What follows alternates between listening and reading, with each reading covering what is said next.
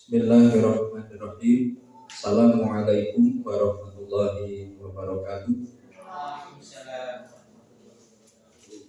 Alhamdulillahirabbil alamin alladzi arsala rasulahu bil huda wa dinil haqq liyudhhirahu 'ala dini kullihi wa kafa billahi shahida. Asyhadu an la ilaha illallah wa asyhadu anna Muhammadan abduhu wa rasuluh. Allahumma shalli ala Muhammad wa ala alihi wa ashabihi ajma'in, amma ba'du. Yang terhormat Bapak Kepala SD Negeri 1 Bowongso, yang saya hormati Bapak Ibu Guru, teman-teman rekan sejawat SD Negeri 1 Bowongso. Alhamdulillah pada siang hari ini kita dipertemukan oleh Allah dalam keadaan sehat walafiat untuk mengikuti kegiatan hari ini, yaitu aksi nyata modul 1.4 CGP Angkatan 8 yang sudah saya siapkan untuk saya sampaikan pada siang hari ini. Kemudian untuk selanjutnya, bahwa kegiatan ini adalah untuk melengkapi sebagai kegiatan akhir modul 1, yaitu tepatnya modul 1.4 tentang budaya positif.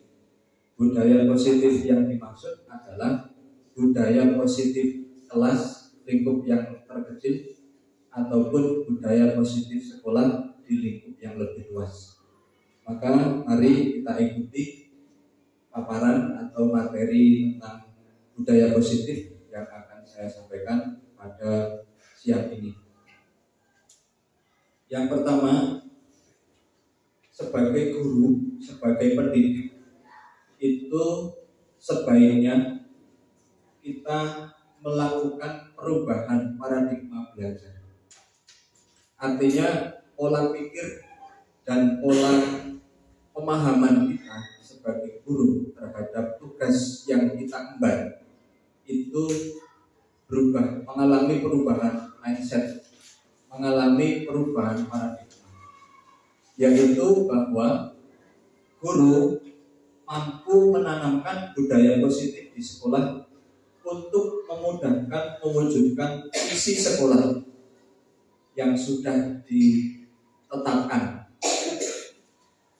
Dan tujuan pendidikan menurut Ki Hajar Dewantara, yaitu menuntun anak menuju pribadi yang selamat dan bahagia dengan strategi pembelajaran yang berpihak pada murid.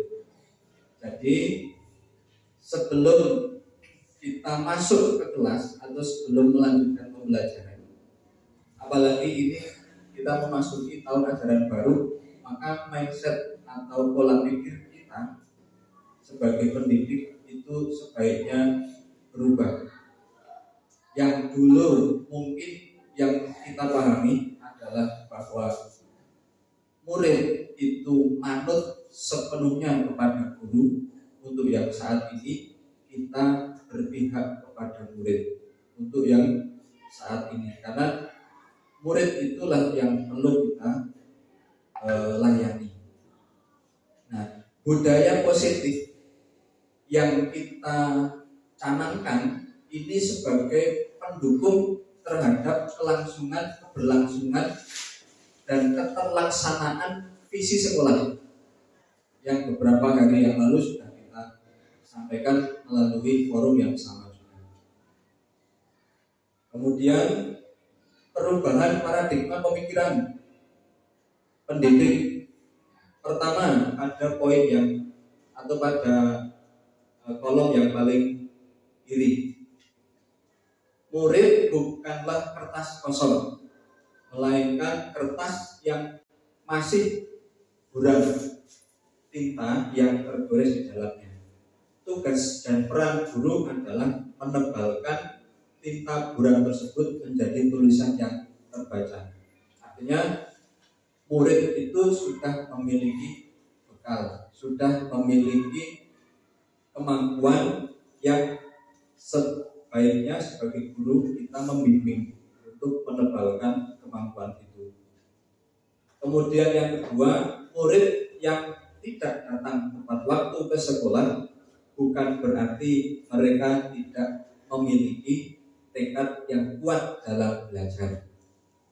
Tidak semua murid memiliki kemampuan dan kecepatan yang sama di dalam memahami sesuatu. Ini yang di sini yang kita jadikan sebagai dasar untuk membuat disiplin atau membuat budaya positif sekolah dan kelas. Misalnya ada murid yang datang terlambat, itu bukan berarti semata-mata murid itu tidak memiliki keinginan kuat untuk belajar, namun pasti ada sebab-sebab yang lain. Kemudian paradigma yang kalau warna hijau atau ketiga, guru bukanlah sumber utama atau satu-satunya sumber pembelajaran, karena setiap murid memiliki kebutuhan belajar masing-masing. Kita lanjutkan. Apabila guru dapat menerapkan nilai dan peran guru penggerak dengan baik, maka akan terwujud budaya positif sekolah.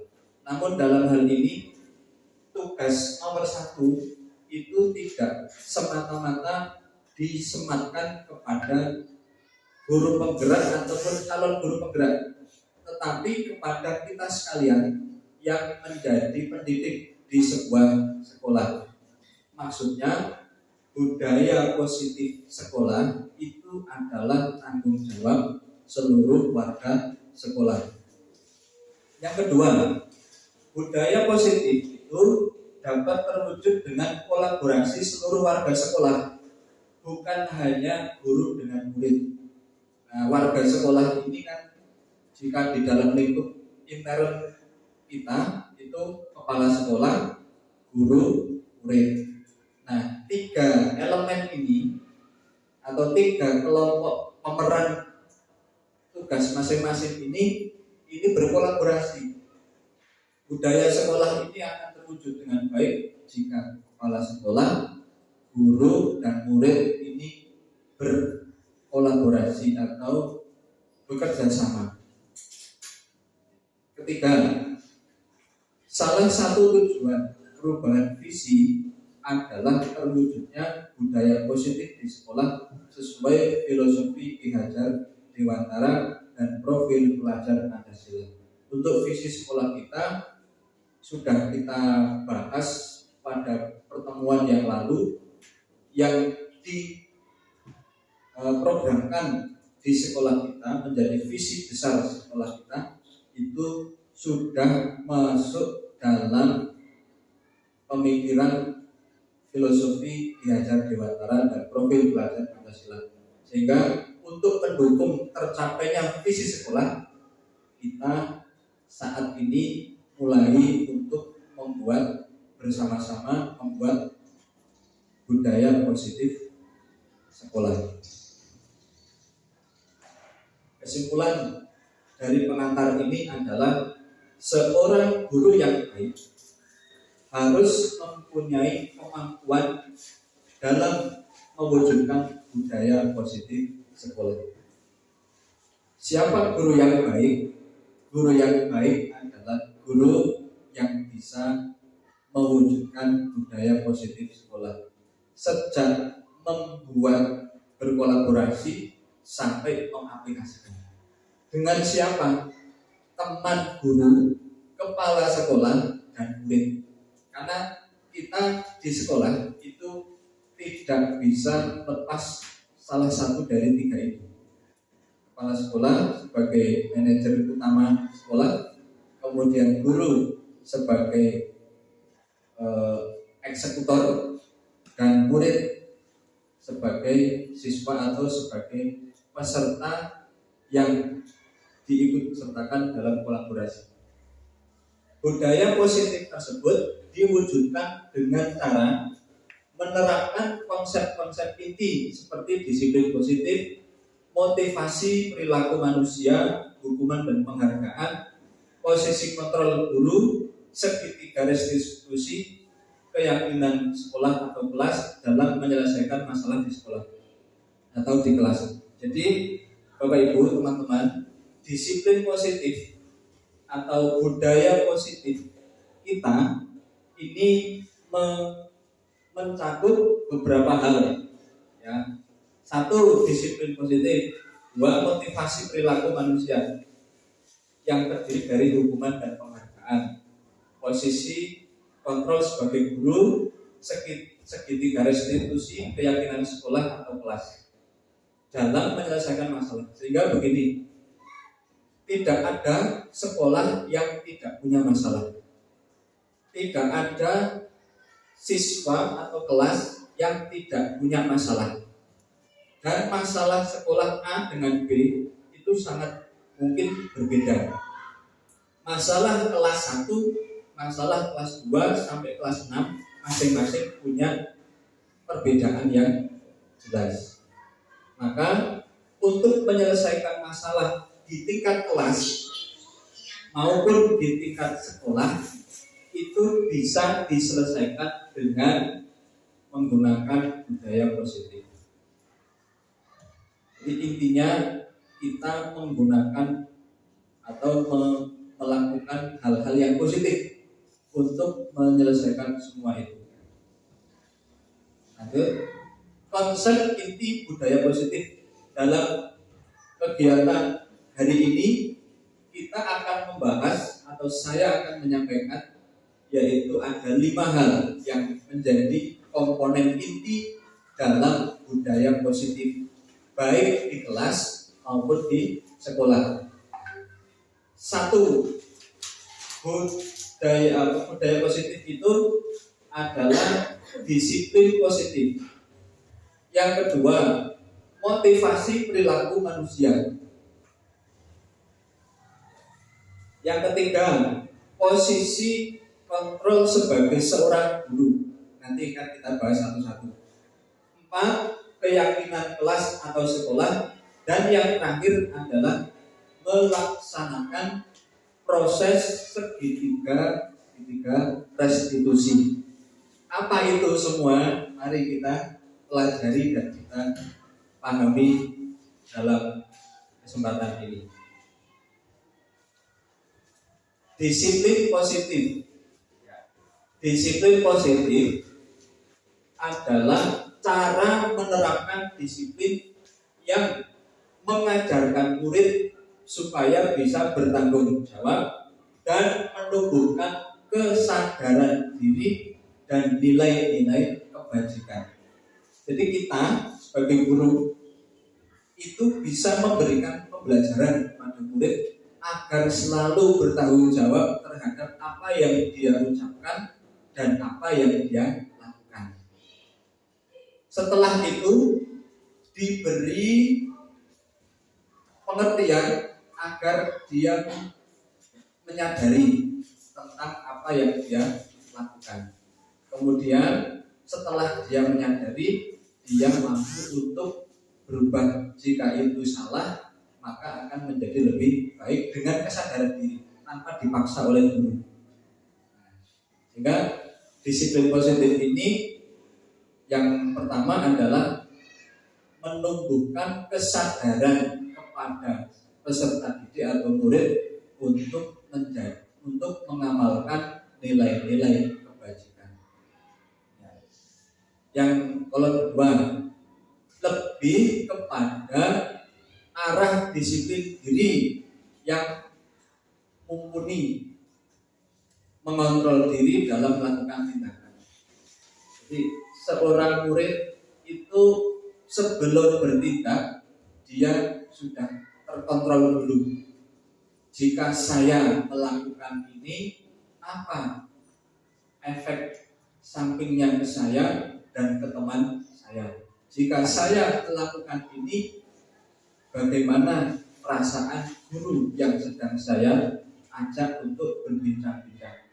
Jika saya melakukan ini, apa konsekuensi yang harus saya terima? Nah, ini artinya berpikir sebelum bertindak atau berkata.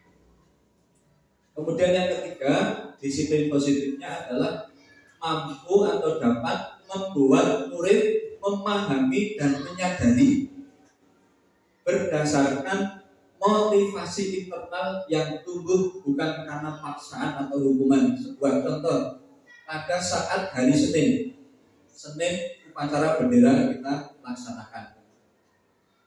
Ketika sebelum dimulai upacara itu kita biasanya memberikan informasi kepada murid jika ada murid yang kurang lengkap atributnya supaya memisahkan diri dari kelompok atau dari kelasnya.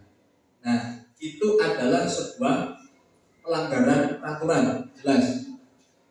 Nah, disiplin positif, bagaimana kita bisa membuat murid itu menyadari, kemudian tumbuh motivasi untuk memperbaiki diri tanpa paksaan atau hukuman.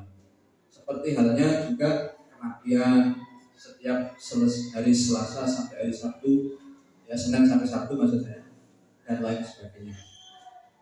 Murid bisa berubah lebih baik tanpa hukuman dan paksaan. Ini yang sebaiknya kita bisa melakukan, meskipun bertahap, tapi arahnya ke sana. Ki Hajar Dewantara menghendaki di sekolah itu ditanamkan budaya positif, tidak semata-mata mendisiplinkan dengan hukuman ataupun paksaan. Kemudian kedua, tadi disiplin positif sudah. Yang kedua, motivasi perilaku manusia yang terdiri dari dua. Satu, motivasi eksternal untuk menghindari ketidaknyamanan atau hukuman. Jadi misalnya seperti ini, siswa datang ke sekolah lebih pagi sebelum bel masuk. Itu dia lakukan supaya tidak dihukum. Nah, ini berarti disiplinnya si siswa atau murid tadi itu karena takut dengan hukuman. Kemudian misalnya lagi hari Senin dari topi sampai sepatu, warna sepatu itu mereka pakai sesuai dengan atribut yang kita tentukan.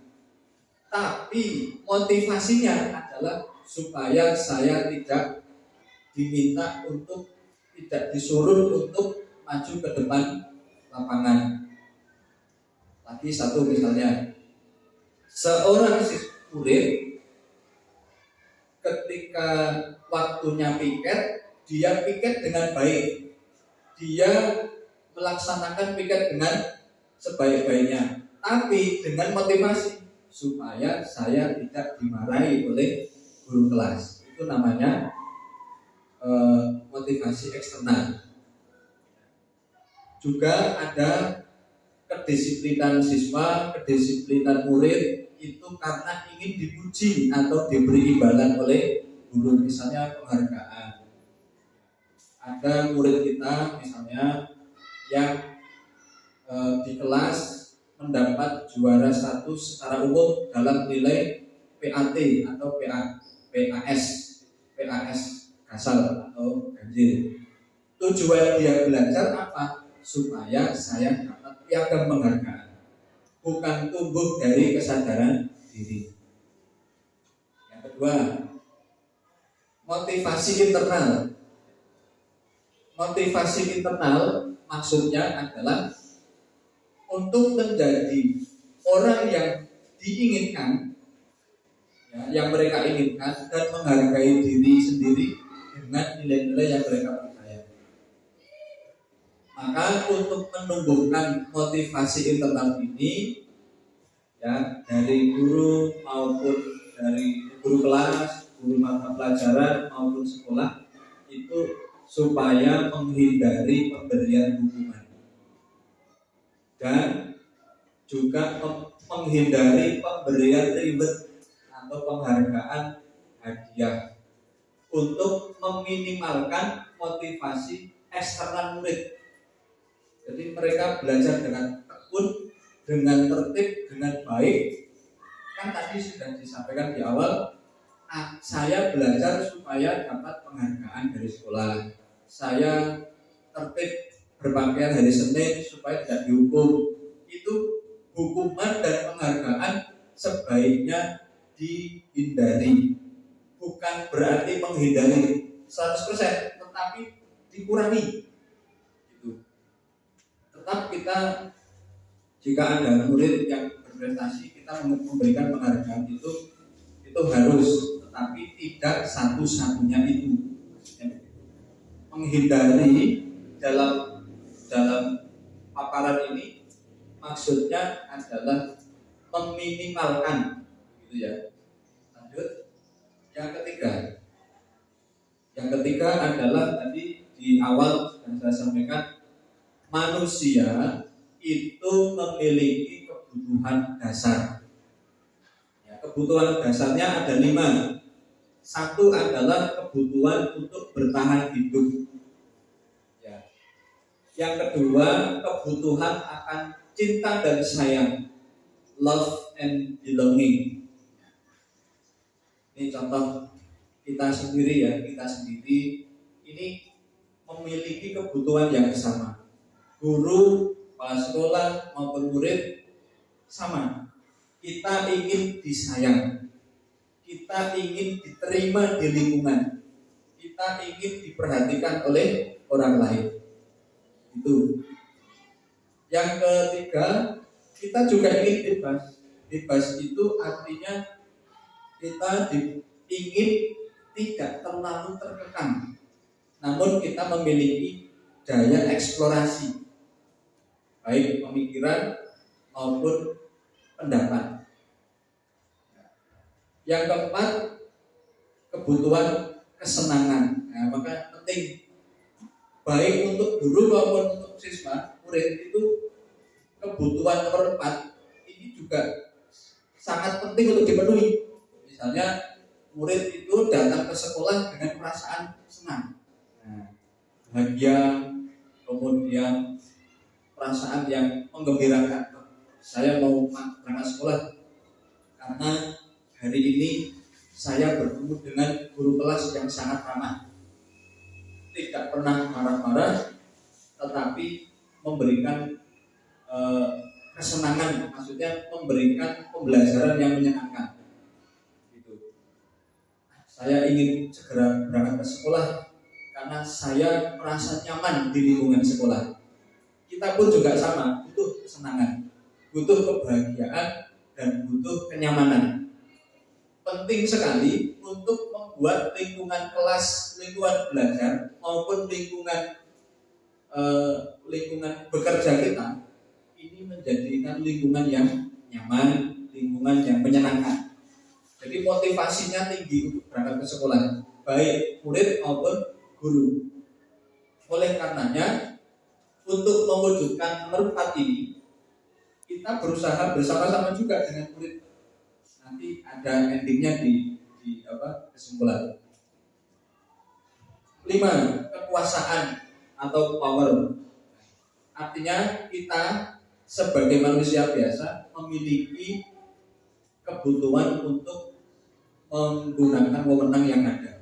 Misal, kepala sekolah pasti punya wewenang, kemudian guru kelas punya wewenang, guru mapel punya wewenang, petugas atau kapus, kepala perpustakaan juga punya wewenang. Nah, ketika seseorang diberi wewenang, itu dia mempunyai kebutuhan untuk mengaplikasikan, untuk melaksanakan, untuk mempraktekkan tanggung jawabnya dalam wewenangnya itu. Siswa atau murid di kelas pun kita beri wewenang. Wewenangnya apa? Di antaranya adalah wewenang untuk membentuk kelompok piket misalnya. Nah, ini dalam rangka kita memberikan wewenang. atau kekuasaan. Diberikan kesempatan untuk berdiskusi, membentuk organisasi kelas misalnya. Sekarang yang keempat,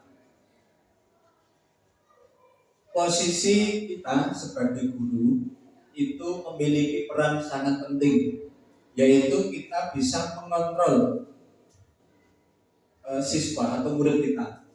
Yang pertama, tipe guru sebagai penghukum. Jadi guru ini melakukan atau melaksanakan tugas ketika menghadapi murid bermasalah itu dengan cara menegakkan hukum tata tertib yang ada di sekolah. Penghukum. Yang kedua, guru atau pendidik sebagai pembuat merasa bersalah. Ada murid yang datang terlambat, itu mohon maaf dengan ditangani, dihadapi dengan kata-kata bagaimana caranya supaya murid itu rasanya bersalah. Seakan-akan yang dilakukan oleh murid itu salah, dan salah di mata guru. 3, guru sebagai teman, sahabat, dan juga bisa diartikan sangat dekat dengan murid dalam tanda petik kegiatan pembelajaran. 4, pemantau dan manajer. Mari kita bahas satu-satu. Guru sebagai seorang penghukum. Nah, ini maksudnya seorang penghukum bisa menggunakan hukuman fisik maupun verbal. Orang-orang yang menjalankan posisi penghukum selalu mengatakan bahwa sekolah memerlukan sistem atau alat yang dapat lebih menekan murid lebih dalam lagi. Contohnya, penghukum itu kalimatnya ini: patuhi aturan saya atau awas kalau kamu melanggar. Itu penghukum. Kamu itu mesti salah. Kalau berangkat telah terus. Kemudian kalimat berikutnya, selalu saja pasti kamu mesti yang terakhir selesai mengerjakan. Nah, ini kata-kata ini salah satu kata atau salah satu contoh bahwa guru ini tipenya adalah penghukum murid.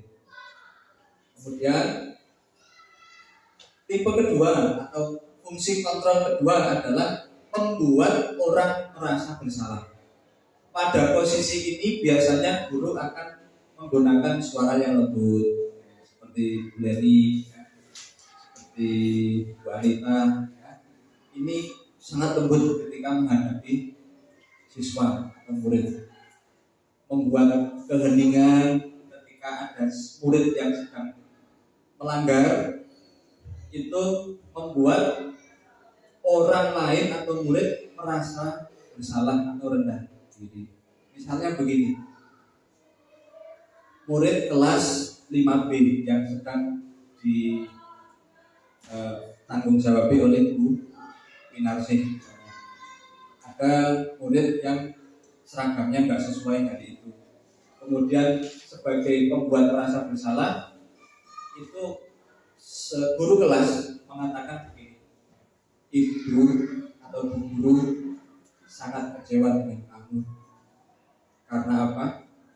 Karena kamu hari ini pakaiannya salah jadwal. Itu tipe yang kedua atau kontrol kedua. Misalnya lagi siswa atau murid itu di kelas berlari-lari dan sebagainya, diberi pelajaran tidak memperhatikan dan sebagainya. Kemudian mengatakan begini, berapa kali ibu guru harus memberikan pengertian pada kamu ya, kurang apalagi coba dalam saya itu mengingatkan kamu gitu. Jadi anak itu merasa salah. Terus yang ketiga misalnya, gimana coba kalau hari ini orang tua kamu melihat kelakuanmu, melihat tingkah kamu di kelas, Gimana coba perasaan kamu kalau hari ini orang tuamu dari sawah tiba-tiba datang ke sini melihat pembelajaran kita, sementara kamu itu lari-lari diberi pembelajaran tidak perhatikan. Gimana saja coba perasaan orang tua kamu. Ini seperti mendramatisir. Punya guru sebagai teman. Nah, ini mulai mengontrol diri agar siswa atau murid ini menjadi lebih baik. Pada posisi ini, guru tidak menyakiti murid, namun tetap berupaya mengontrol agar disiplin atau hal-hal yang bersifat negatif itu berubah menjadi positif. Misalnya, contoh ya, ayo bantu demi bapak ya, ayo bantu demi kenyamanan kita. Habis olahraga, Erwin sebagai ketua olahraga misalnya. Habis olahraga, ya, kemudian menggunakan raga, ya, berbagai macam raga itu di lapangan. Nah, setelah selesai itu berantakan. Maka guru mengatakan begini, ayo murid-murid anak-anak bantu Pak Guru untuk merapikan ini semua dan mari kita bawa lagi ke tempatnya semula. Itu yang baik. Jadi ada koordinasi, ada kolaborasi, ada kerjasama antar guru dengan murid. Bisa saja guru itu tadi mengatakan apa? Kalian itu selalu berantakin. Habis olahraga nggak pernah diberesin, bisa, tapi itu negatif. Akan berubah jadi positif jika posisi kita sebagai teman. Mulai dari sini. Ayo bersama-sama kita beresin supaya atau kita bereskan, kita rapikan supaya nyaman semua. Alatnya nggak rusak dan bisa kembali ke semula untuk dipakai kelas yang lain. Itu lebih bijaksana. Kemudian guru sebagai pemantau, memonitor berarti mengawasi. Pada saat mengawasi, kita bertanggung jawab atas perilaku orang-orang yang kita awasi. Misal ada murid yang melanggar hari itu, pelanggarannya adalah masuk kelas terlambat karena dia ternyata jajannya di tempat yang agak jauh, mungkin di kantin habis, yang dia inginkan tidak ada, kemudian berpindah ke warung sebelah, sehingga waktunya bel masuk kelas habis istirahat itu dia tidak dengar, maka masuk lagi ke kelas untuk melaksanakan pembelajaran lagi terlambat. Nah, guru sebagai pemantau akan bertanya, Mas, kamu terlambat masuk kelas siang ini. Kamu tahu gak peraturan kelas yang ada itu apa? Kemudian di akhirnya, setelah kamu tahu peraturan kelasnya, lalu sanksi atau konsekuensinya apa? Coba dilihat lagi. Dia akan merasa diawasi, dimonitor oleh guru.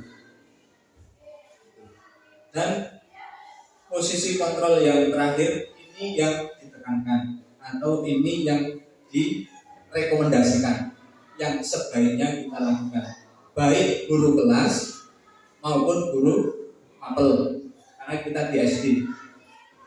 Manajer, nah ini yang menjadi penekanan atau menjadi titik awal atau titik berangkat kita menuju kepada disiplin positif, yaitu sebagai mentor di mana guru berbuat sesuatu bersama dengan murid, mempersilahkan murid mempertanggungjawabkan perilakunya, mendukung murid agar dapat menemukan solusi atas permasalahannya sendiri. Maka untuk menjadi manajer, guru berperan sebagai manajer, yang dibutuhkan adalah membuat keyakinan kelas.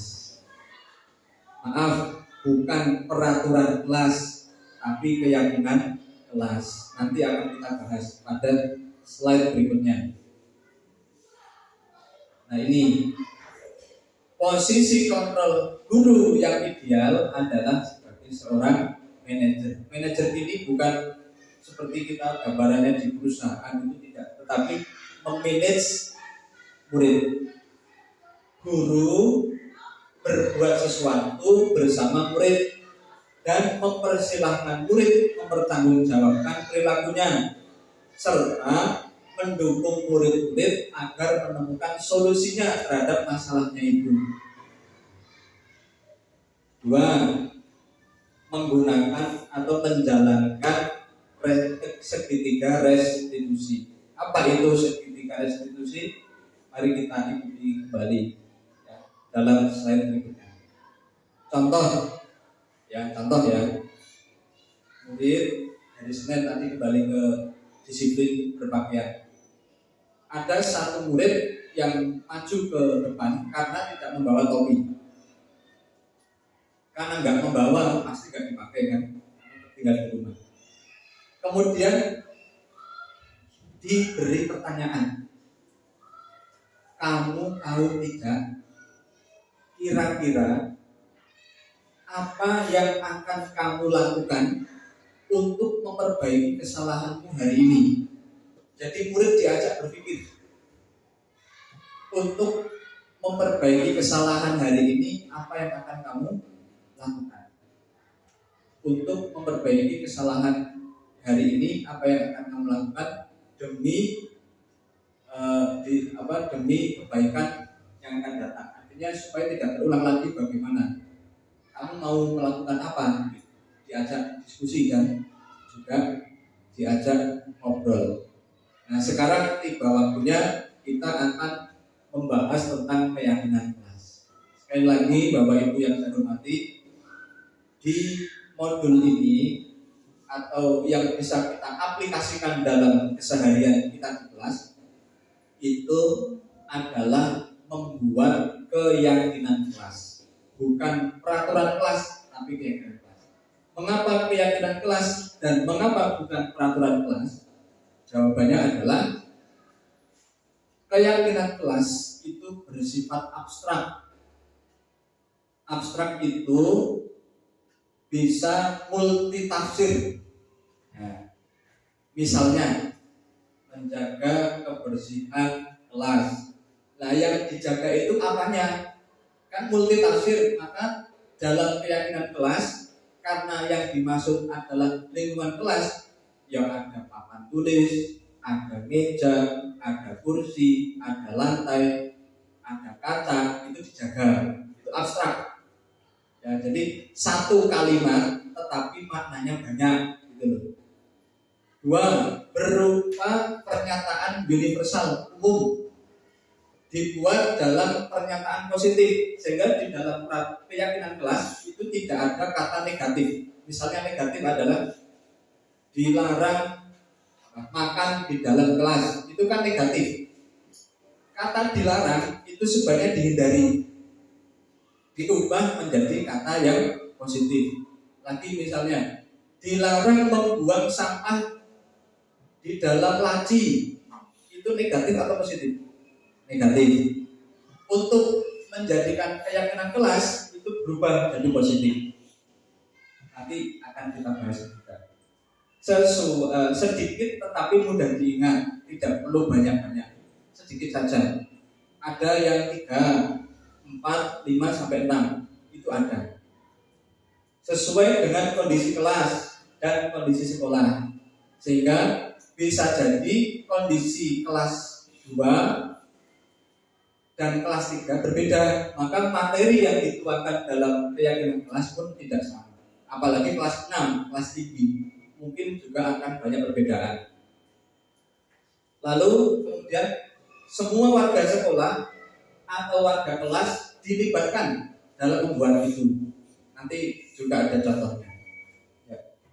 semua ini yang kami atau yang saya tuangkan dalam paparan hari ini adalah keyakinan kelas, sehingga lingkupnya hanya terbatas pada kelas tertentu, tidak lingkungan sekolah sesuai dengan materi lain. Keyakinan kelas atau sekolah bersifat universal, tadi sudah saya sampaikan. Guru berperan dalam mewujudkan terbentuknya keyakinan kelas. Artinya guru itu menjadi pemimpin, mengkondisikan murid untuk melakukan kegiatan membuat keyakinan kelas. Yang di situ sudah disepakati antara guru dengan murid, tidak semata-mata dari guru, tapi murid membuat usulan. Contoh keyakinan kelas 5B ini, Bapak Ibu yang saya hormati. Ini contoh ya. Setiap murid diberi kertas, ya kertas bisa segi 4, segi 3, segi 5 ataupun lingkaran. Diberi kertas satu-satu. Apa tujuannya? Menulis satu peraturan kelas yang diinginkan, satu saja. Misalnya murid A tidak boleh membuang sampah di dalam laci. Murid B tidak boleh makan di dalam kelas. Murid C tidak boleh tidur ketika pembelajaran. Murid D tidak boleh ngobrol dengan teman saat pembelajaran. Itu contoh. Setelah ditulis, kemudian masing-masing diminta untuk menempel pada papan tulis yang disediakan. Itu caranya. Setelah tertempel, kemudian guru merangkum seperti yang sudah saya lakukan di kelas 5B. Dirangkum yang sama dikelompokkan dengan peraturan yang sama. Misalnya murid A dengan murid E ternyata materinya sama, jadikan satu. Ini kemarin pada waktu saya praktek membuat keyakinan kelas di 5B, di kelas 5B itu terdiri dari 20 murid. Tetapi setelah saya lakukan pengelompokan, itu menjadi dari 20 itu menjadi 1, 2, 3, 4, 5, 6, 7, 8, 10. Jadi ada yang sama materinya.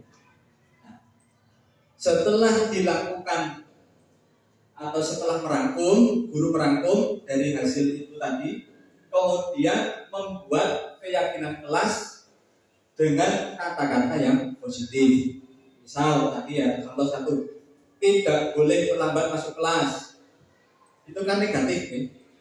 Dijadikan positif, masuk kelas tepat waktu. Tidak boleh buang sampah sembarangan. Kemarin ada yang nulis tidak boleh membuang sampah di laci. Tak jadikan 1, menjaga kebersihan lingkungan kelas, dan seterusnya sampai nomor 10. Dari ke-10 ini kita masukkan ke dalam keyakinan kelas. Nah, contoh yang sudah saya buat kemarin dengan ini contohnya, Bapak Ibu guru yang saya hormati. Keyakinan kelas 5B. Ini hasilnya. Nah, ini sangat bisa dibuat oleh Bapak Ibu guru. Ya, sangat bisa. Keyakinan kelas 5B SD Negeri 1 Bolongso tahun pelajaran 2023-2024. 1. Masuk kelas tepat waktu, memperhatikan saat pelajaran, menjaga kebersihan kelas. Nah, ini yang saya tadi sampaikan, keyakinan kelas itu lebih abstrak karena multi tafsir. Kebersihan kelas itu apa? Kebersihan kelas itu ya seluruh lingkungan di kelas itu. Makan dan minum di luar kelas, menjaga kerukunan, duduk dengan tertib dan sopan, bertanggung jawab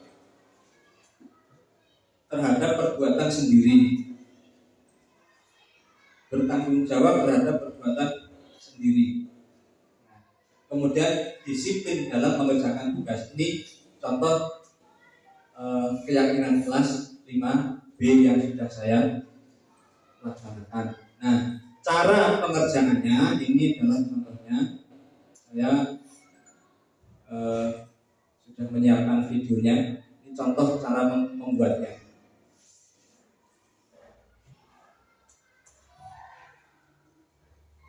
Pertama, kita memberikan pengantar kepada murid semua. Assalamualaikum warahmatullahi wabarakatuh.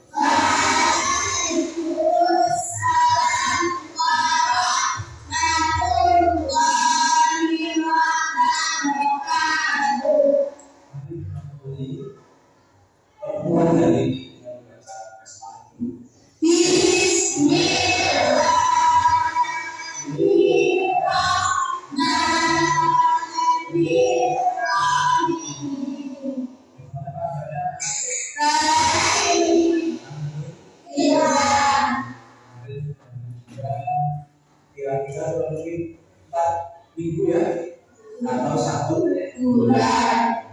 Karena bulannya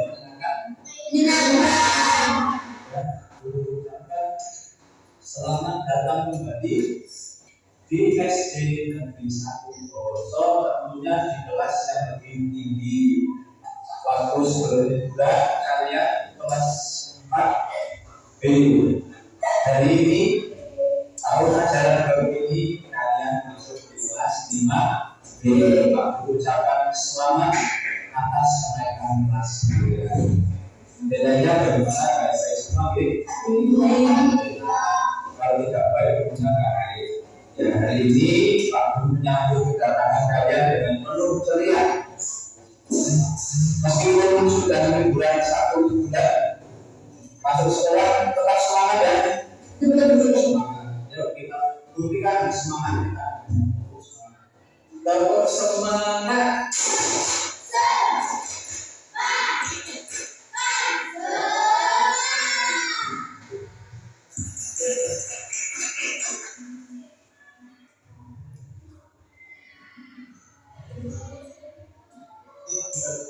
Berpasangan tulis sisi sebelah kiri, silakan dimulai. Silakan di sini berjajar boleh langsung.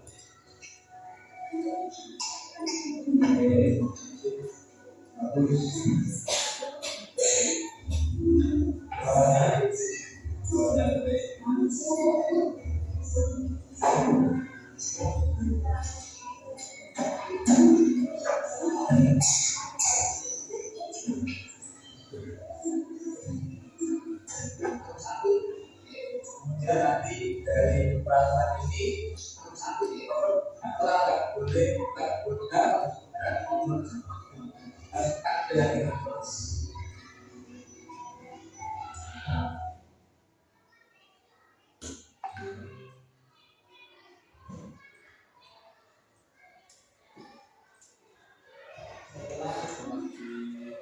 setelah ditempel kemudian merangkum.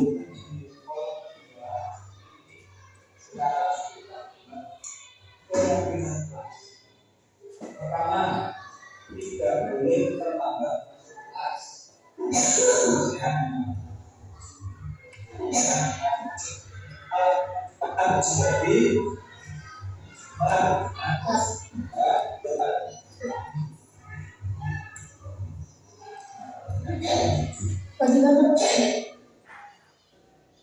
Jadi tahap terakhir adalah ini.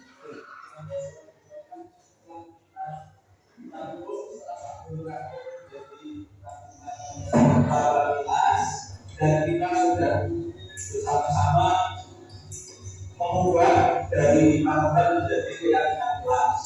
Lalu bacakan hasilnya. Masuk kelas satu. Menjaga kebersihan lingkungan kelas. 3. Makan dan minum di luar kelas. 4. Duduk dengan tertib dan sopan. 5. Menjaga kebersihan kelas. 6.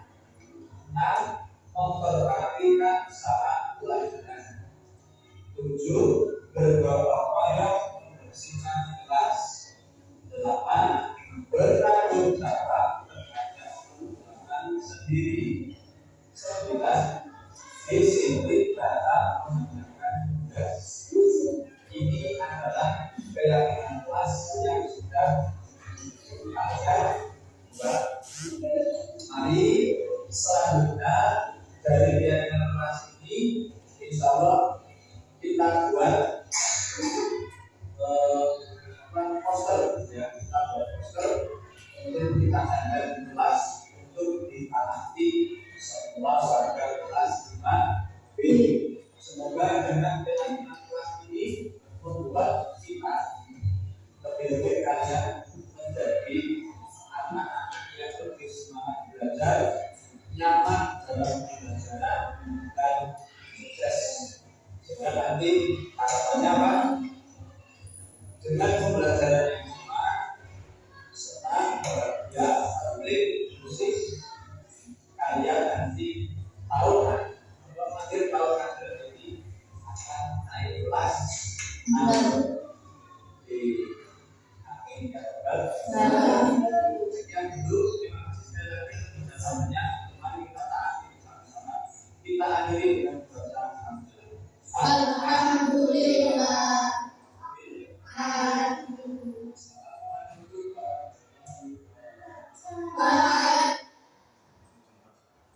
Contoh proses pembuat keyakinan kelas. Ini hasilnya. Sekarang yang terakhir adalah proses melaksanakan segitiga restitusi. Apa itu segitiga restitusi? Segitiga restitusi itu adalah penyelesaian masalah yang dihadapi oleh murid yang dilakukan bersama dengan guru. Jadi guru itu melaksanakan kegiatan namanya segitiga restitusi untuk menyelesaikan masalah muridnya. Tujuannya adalah mewujudkan murid yang bertanggung jawab dan mandiri. Ini juga nanti akan saya beri contoh. Segitiga restitusi yang pertama, suatu proses dialog yang dijalankan oleh guru agar dapat menghasilkan murid yang bertanggung jawab. Yang satu adalah menstabilkan identitas. Misalnya murid itu pada waktu pelajaran hari ini tidak mengumpulkan tugas karena ternyata murid itu hari kemarin tidak masuk dan tidak bertanya pada temannya tugas yang diberikan oleh guru hari kemarin, sehingga hari ini masuk tetapi tidak mengumpulkan tugas. Murid itu tidak ditegur di dalam kelas karena teguran guru dalam kelas itu berefek yang cukup negatif. Di antaranya murid itu merasa malu kepada gurunya dan teman-temannya, sehingga secara tidak langsung ini adalah salah satu kegiatan bullying meskipun ringan. Maka tidak perlu dimarahin, tetapi nanti pada saat selesai pembelajaran itu kita panggil secara pribadi, baik di ruangan yang kita tentukan. Kemudian mengatakan manusia itu tidak ada yang sempurna.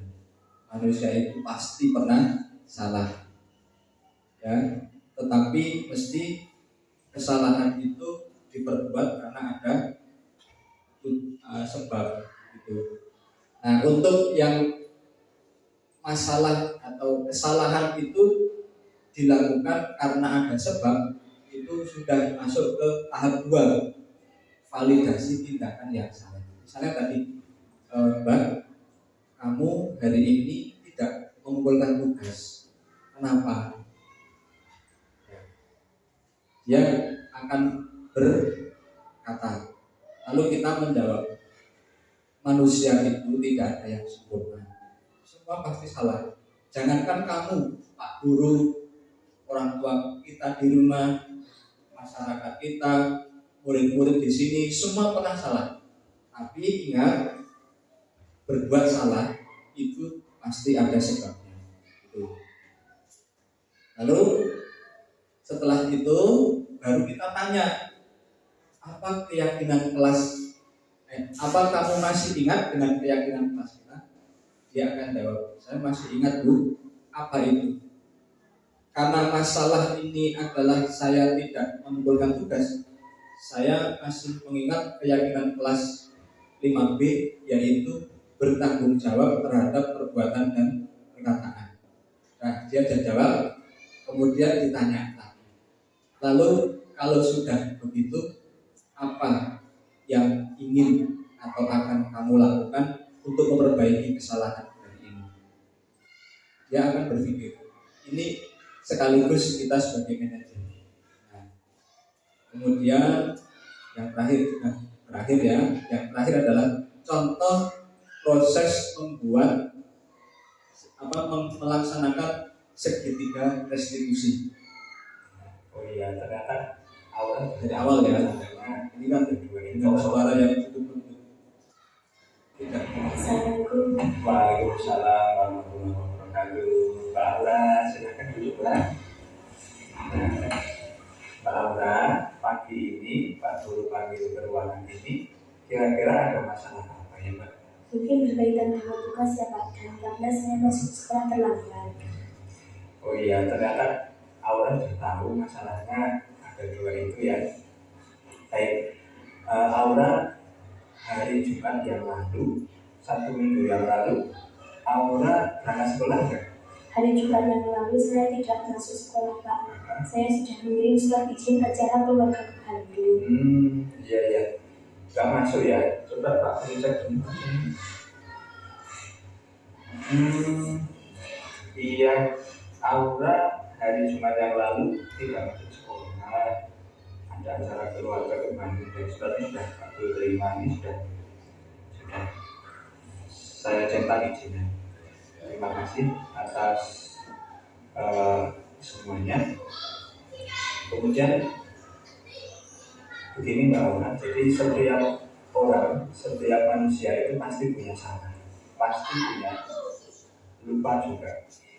Tetapi setiap yang manusia kerjakan itu juga ada sebabnya.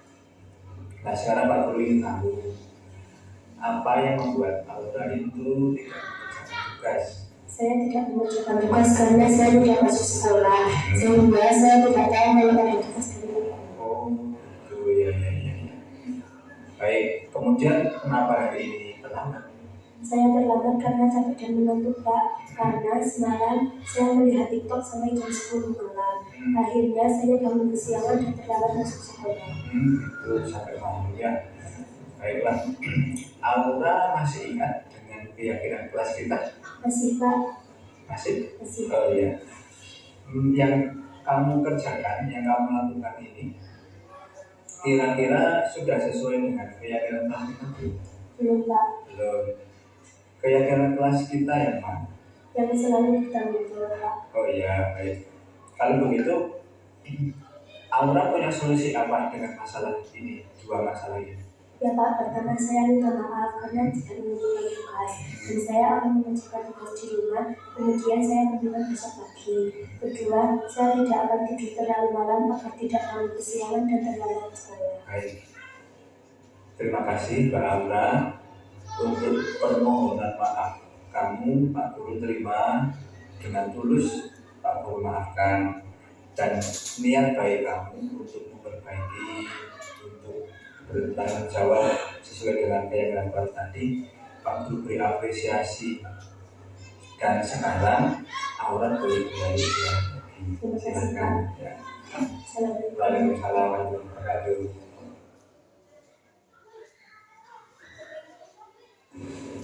Aura, bagaimana perasaan kamu pada praktek ini? Saya senang Pak, karena saya jadi tahu ternyata Pak Guru ramah dan juga bisa berlatih tanggung jawab tanpa harus dimarahi dan dihukum. Ya, terima kasih Mbak Aura. Sama-sama Pak. Demikian Bapak Ibu yang saya hormati, yang bisa saya sampaikan pada siang ini. Mudah-mudahan dengan adanya paparan ini, kita bisa mengambil pelajaran dan bisa untuk sedikit demi sedikit bertahap melakukan sebuah perubahan yang positif, baik di lingkungan kelas, lebih umum lagi di lingkungan sekolah. Sebelum saya akhiri, bagi Bapak Ibu, rekan-rekan saya yang saya hormati, yang ingin mengajukan pertanyaan untuk kita jadikan bahan diskusi, waktu saya persilahkan.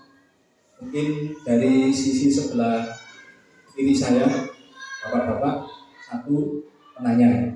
Nanti yang sebelah kanan, ibu-ibu, satu penanya. Silakan Pak Andi, silakan bisa dimulai. Terima kasih. Mohon izin Bapak, dalam menangani murid yang bermasalah, apakah harus turun dalam menerapkan segitiga restitusi dalam? Baik, pertanyaan yang sangat baik dari Pak Andi. Dalam menghadapi dan menyelesaikan masalah murid ini, apakah harus urut? Jawabannya adalah tidak. Tidak urut, tidak masalah. Tetapi 3 komponen itu harus ada. Meskipun tidak seurut yang tadi saya sampaikan, tetapi harus ada semua. Jika kurang dari 1, itu namanya bukan segitiga, ya kan? Tapi garis lurus. Maka saya jawab sekali lagi, melaksanakan segitiga restitusi untuk memposisikan diri kita sebagai manajer dalam menghadapi murid yang bermasalah itu boleh tidak urut. Demikian Pak Andi. Terima kasih Bapak. Sama-sama Pak Andi. Silakan untuk yang bagian ibu, boleh nih, silakan Bu.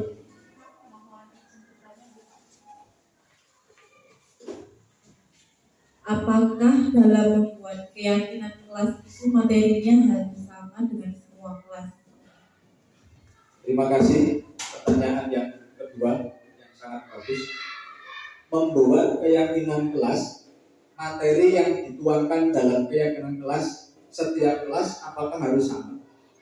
Jawabannya adalah bisa jadi sama, bisa juga tidak sama. Karena tadi di awal sudah saya sampaikan, permasalahan di dalam kelas masing-masing itu dengan kelas yang lain ada yang sama, ada yang berbeda. Contoh, permasalahan kelas 2 dengan kelas 6 ada yang sama, juga ada yang tidak sama. Maka membuat keyakinan kelas disesuaikan dengan situasi dan kondisi kelas masing-masing. Boleh bisa saja sama, juga bisa jadi berbeda. Mungkin ada lagi teman-teman Bapak Ibu, atau sudah cukup? Alhamdulillah, kegiatan kita hari ini sudah berjalan dengan sangat baik, lancar, dan saya mengucapkan terima kasih yang sebesar-besarnya, sebanyak-banyaknya kepada khusus kepala sekolah yang saya hormati, dan khusus yang kedua juga kepada Bapak Ibu guru semuanya yang sudah mendukung, membantu, berkolaborasi dengan saya hari ini.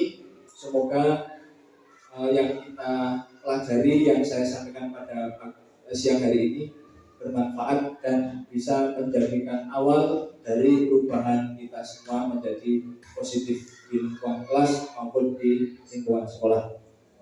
Saya akhiri, wabillahi taufiq wal hidayah. Assalamualaikum warahmatullahi wabarakatuh.